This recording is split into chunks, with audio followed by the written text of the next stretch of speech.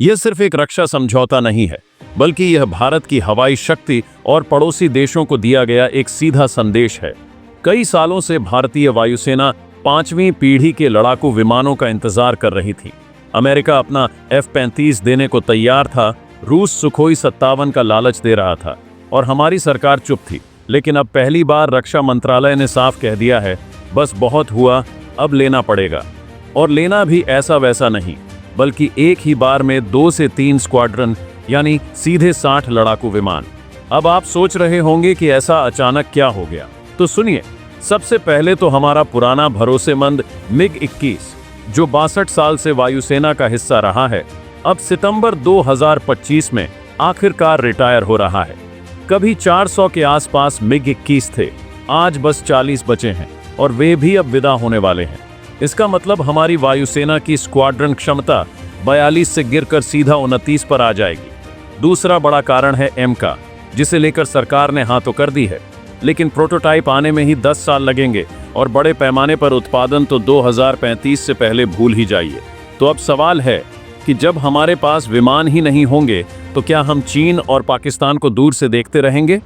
इसीलिए वायुसेना ने रक्षा मंत्रालय को एक शानदार प्रस्तुति दी और कहा, भाई अगर आज 5वीं पीढ़ी के विमान नहीं आए तो कल बहुत देर हो जाएगी। और यही बात रक्षा सचिव R.K. सिंह की अगुवाई वाली अधिकार प्राप्त समिति को भी समझ आ गई। उन्होंने तुरंत हामी भर दी और अब खरीद का काम शुरू हो चुका है। अब असली मसला आता है कि कौन से विमान आएंगे, अमेरिका वाला F-35 या रूस वाला सुखोई 57।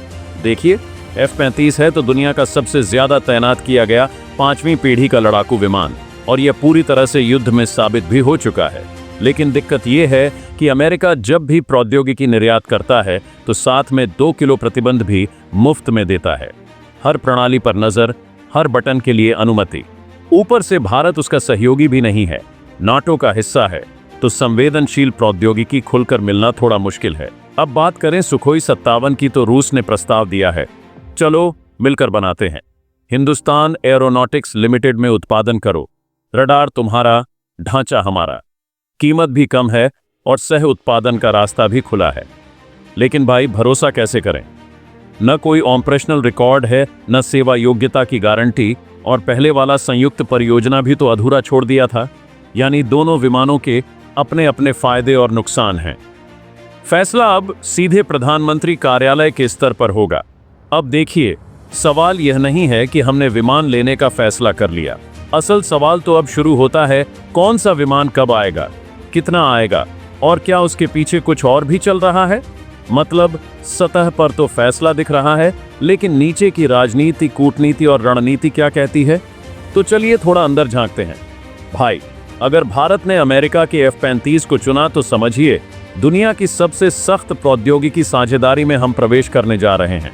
हाँ, विमान मिलेगा, लेकिन उसके साथ निगरानी पैकेज, अंतिम उपयोगकर्ता समझौता, उपयोग खंड और ऊपर से गोपनीयता वाला झुनझुना भी मिलेगा।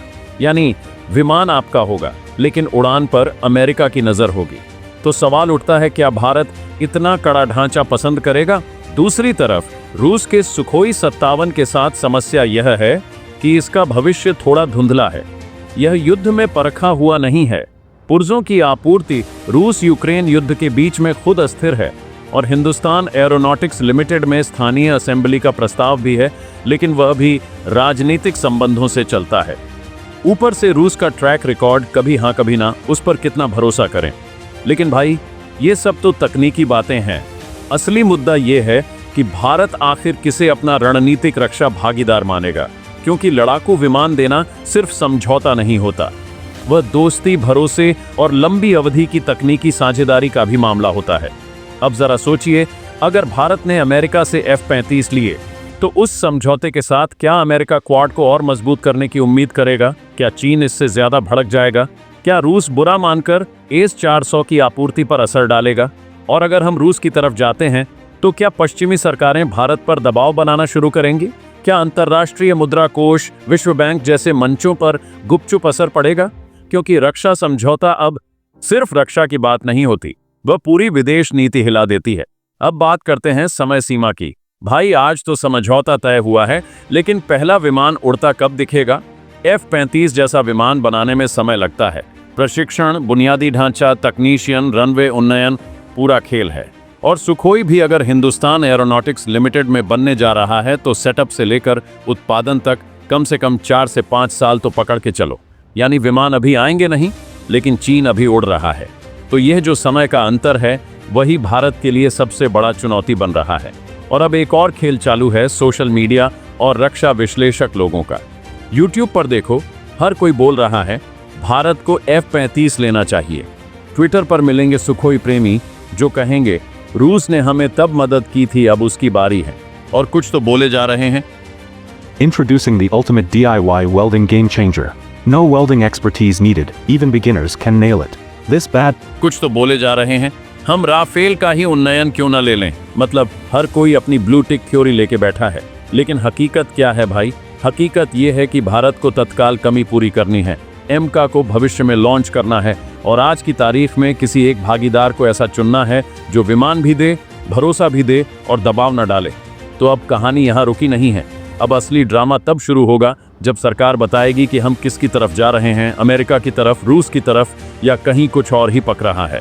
और भाई जैसे ही वह फैसला आएगा पूरा माहौल गर्म होगा। अमेरिका से बयान आएगा, रूस अपनी छूट नीति बदलेगा और रक्षा विशेषज्ञ लोग यूट्यूब पर विशेष लाइव लेकर बैठेंगे। लेकिन एक बात तो तय है, यह सिर्फ लड़ाकू विमान समझौता नहीं है, यह भारत की विदेश नीति, आत्मनिर्भरता और रणनीतिक कदम का परीक्षण है। क्योंकि 60 विमानों से लड़ाई नहीं जीती जाती, सोच और समय से जीती जाती है। तो दोस्तों, अब सवाल उठता है कि जब भारत इतने महंगे विमान खरीदने जा रहा है तो क्या इससे एमका परियोजना की गति धीमी हो जाएगी? कहीं ऐसा तो नहीं कि बाहर से विमान आ रहे हैं तो अपने वाले को थोड़ा ठंडे बस्ते में डाल दो? लेकिन यहीं पर आती है असली योजना। सरकार ने बिल्कुल साफ कहा है, भाई सुनो, जो हम बाहर से ले रहे हैं वो सिर्फ एक अस्थायी व्यवस्था है, स्थायी समाधान तो एमका ही है। मतलब जब तक एमका तैयार नहीं होता तब तक के लिए यह विदेशी विमान एक तरह का वायुसेना बूस्टर है। और जैसे ही एमका तैयार हो जाएगा ये सभी महत्वपूर्ण विमान धीरे धीरे चरणबद्ध तरीके से हटा दिए जाएंगे। सीधा प्लान, जब तक हमारा बच्चा बड़ा नहीं होता तब तक बाहर से आया मेहमान ही संभालेगा। अब आप सोचिए, एमका सिर्फ एक विमान नहीं है, वह भारत की रक्षा, आत्मनिर्भरता का चेहरा है। उसका देर होना मतलब सिर्फ तकनीकी देरी नहीं, वह हमारे पूरे रणनीतिक सपने को स्थगित करना है। लेकिन अब सरकार कह रही है कि भाई हम एमका पर काम पूरी तेजी से करेंगे और इस समझौते से उसका कोई नुकसान नहीं होगा, बल्कि इससे हमें वक्त मिलेगा, अनुभव मिलेगा और आगे चलकर तुलनात्मक आधार भी तैयार होगा। अब यहाँ पर एक और चीज आती है, बजट।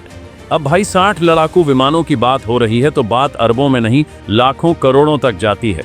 F-35 की बात करें तो एक विमान की कीमत 800 से 1000 करोड़ के आसपास बताई जाती है। सुखोई 57 सस्ता है, लेकिन वहां गुणवत्ता, सेवा योग्यता और निर्यात प्रतिबंध जैसी चिंताएं हैं।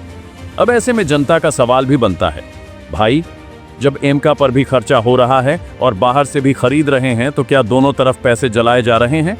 और यही सरकार का तर्क आता है, नहीं भाई, ये कोई खर्चा नहीं, ये निवेश है। एक तरफ तत्काल खतरे को निष्क्रिय करने के लिए योजना है, दूसरी तरफ लंबी अवधि की स्वदेशी शक्ति तैयार हो रही है। दोनों की जरूरत है और दोनों पर बराबर ध्यान दिया जाएगा। अब बात करते हैं वायुसेना की रणनीति की। भाई यह सिर्फ मात्रा का खेल नहीं है, गुणवत्ता, क्षमता और तैनाती की गति की भी बात है। वायुसेना साफ कह रही है, हमें सिर्फ विमान नहीं चाहिए, हमें ऐसा मंच चाहिए जो रडार से बच सके, लंबी दूरी तक हमला कर सके, कई भूमिकाएं निभा सके और सबसे बड़ी बात, जिस पर भरोसा हो। क्योंकि युद्ध के मैदान में विमान नहीं लड़ता, उसकी विश्वसनीयता लड़ती है। और अब दोस्तों, आपको हमारी यह वीडियो कैसी लगी कमेंट बॉक्स में जरूर बताएं। मिलते हैं अगले वीडियो में, तब तक के लिए जय हिंद, जय भारत। सर आपके हिसाब से आजकल लोग सबसे ज़्यादा हेल्थ मिस्टेक क्या कर रहे हैं? देखिए मेरे हिसाब से दिन में 24 घंटे होते हैं और उसमें से आपने कभी